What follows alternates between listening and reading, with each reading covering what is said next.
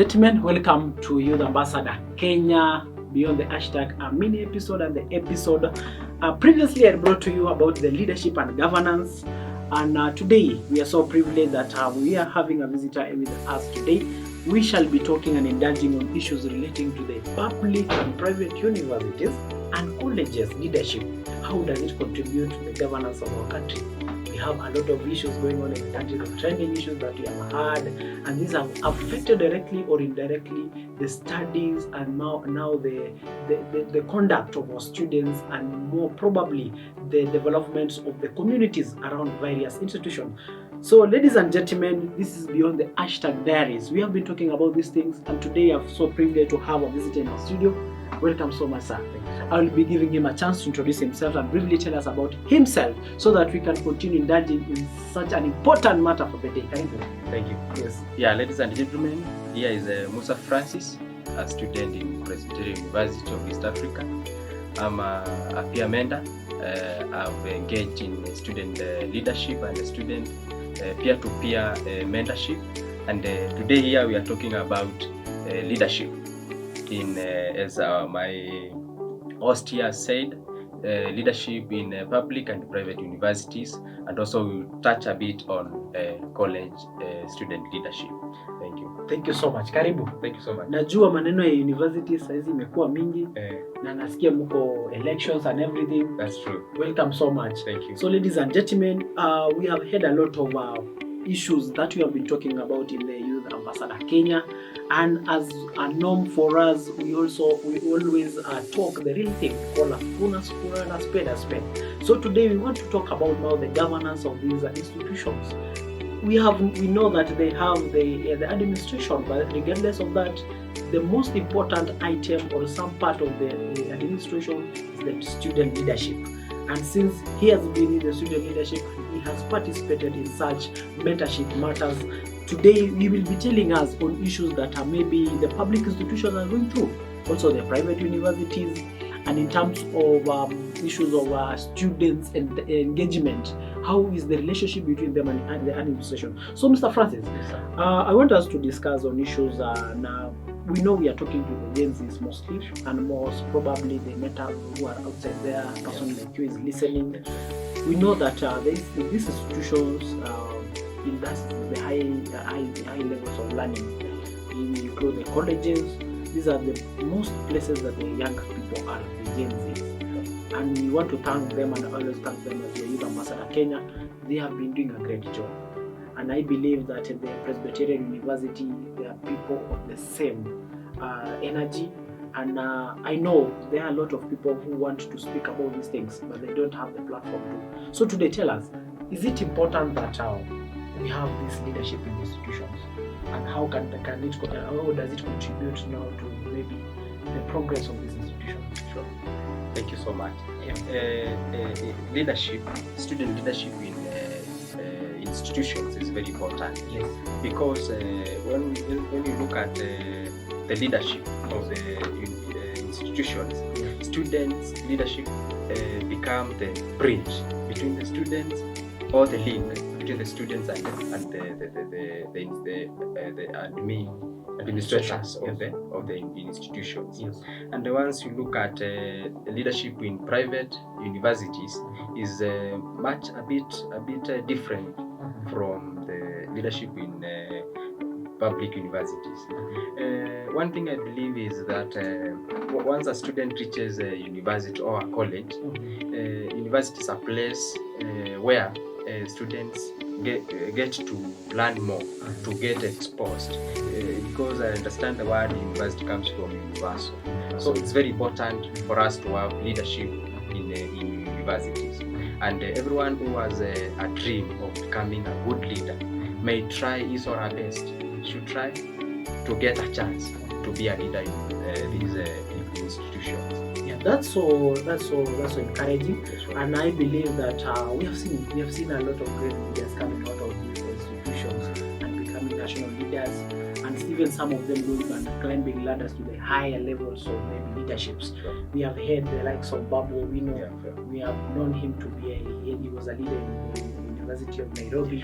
One of the other leaders who we have seen, the leader that is the recent leader of the Gen Z, like Samuel. Yeah, we have heard that he was a leader from as early as in the Alliance Boys, and in fact he was expelled because of such issues. And it's so important because we know the history of the Technical University of Kenya, that's our brothers here, and that you have heard the leadership is helping the universities, the university board of maybe lecturers to seek for maybe, or rather ask the government for their pay so that they can continue studying. Also, we have heard maybe in the institutions where the government maybe approached the university students to come and ask them on how they should go towards the issues of political landscapes in our country.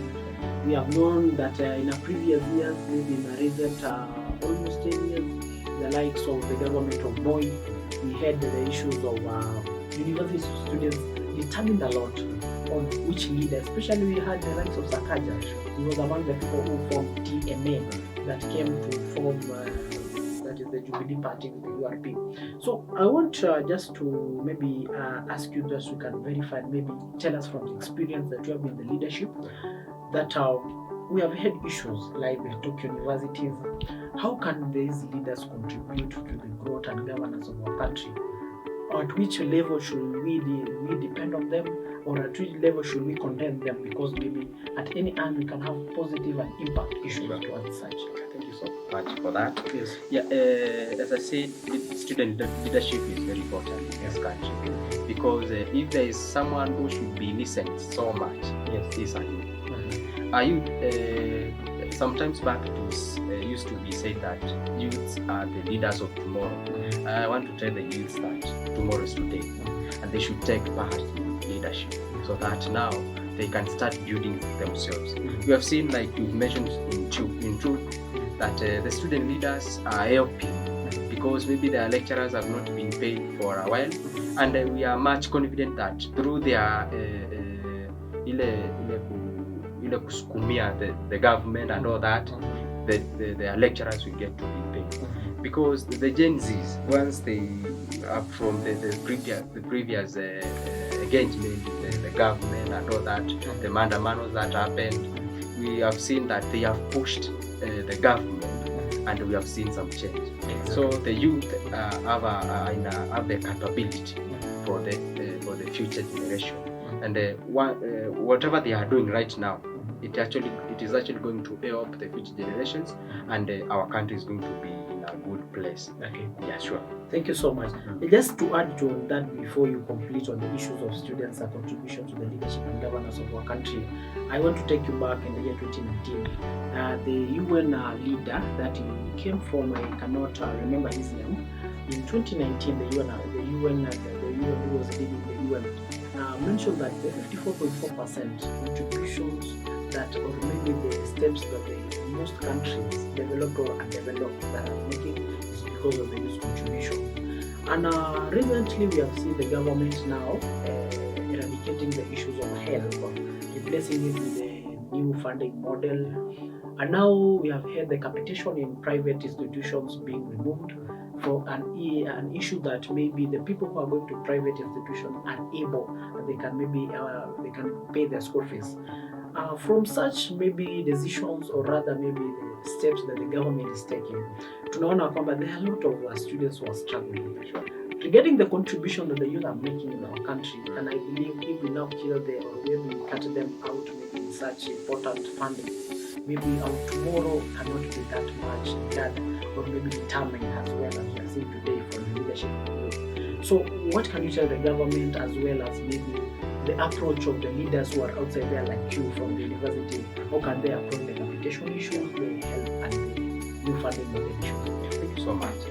One thing I would like to say to the leaders out there is that the funding, or this new funding that has been brought, is actually of an help to most of the students. Because once you look at the population of the youth who are in the university, if now they remove the capitation that has been given to the private institutions, now that one will make the students, because many of them are coming from very humble backgrounds, and now it will force them to go to public universities, where now it will create overcrowding or ile kuwa watu wamejazana in the public universities, and it will not be so much good for the students. Students would like to have a comfortable environment for their study, but now when they are overcrowded in these public universities, and they may not get that chance. Actually, for most of those students who have the urge to in leadership, because once they are many and the chances are few for them to become the leaders, because you are not going to stay in the institution for a long time. Just to cut you short, we have had the Minister of the CS Interior saying that kuna wanafunzi wataki kutoka shule because of leadership. Yeah, that's it. Yes. You get the students are defined some semesters for them to get some more time, for them to get space for them to be. Yeah. So leadership, to some people, is something that is in their blood, and it is a push. They are pushed so much. So someone is next, maybe this semester they are supposed to be at the idea, and now they look at the next elections in the institution. They see that they may not be eligible, so those they are forced to maybe defer the semester so that they may not learn for that year, so that next time they are eligible for the elections. So if we come to capitations and the new funding model, I request that it be looked into it again. Although we've seen student leadership from across the country. The other day they met with the president, and they talked about this new funding model, and we are confident through the push of this the youth, because we have seen in recent that they can make anything happen. Sure. Yeah, we saw them in the parliament the other day. Yeah, and the parliament is meant for our MPs and the big officials, and now they stormed into it. That's something that is showed us that these Gen Zs have the ability to do anything. So this capitation and help and whatever the new funding model needs to be looked into for us now, because even when you look at the private universities, maybe actually I don't know whether mingi kuliko the public universities. Basically, kind of, there are more in the current you can say the statistics that were done, because you have seen a lot of emerging private universities which come from the communal contribution, or rather maybe the sub-communal institutions, that is the NGOs. So I kind of say it's many. Sure. So, and when you see at this capitation to the private universities used to help a lot, because right now when you go to the private universities like ours, you find that students are struggling to get some maybe equipment, to get that to be exposed. You see, initially and actually in the public universities, when you look at these things like the labs, they are furnished well, that students cannot, they are not, everything that they need to study is in there because of the capitation that is there given by the government. But now in the private universities, when that funding is not there, now students will struggle, and maybe because when you come to the university, you are growing all around. So you find those students are limited to their growth because they are not exposed that much. Exactly. So that capitation, if it is returned to the private universities, it will actually help in the growth of the students, and the institution will grow as well. Exactly. Yeah. Thank you so much, Mr. Francis. I can see that we have a lot to talk about, and I feel that this will be the first part of our discussion. We will bring to our audience the second part of this discussion, because we feel that these people should get this thing from you people who are on the ground. We have had in the private institutions, you have people come from the very minor, we cannot say minor, but humble backgrounds, and that they really depend on these capitations to stick in these institutions. and we have had an institution like Moi University is a public institution, but we have had over 7 years people don't graduate. Such issues. That's now we blame the system, we blame the governance and the administration.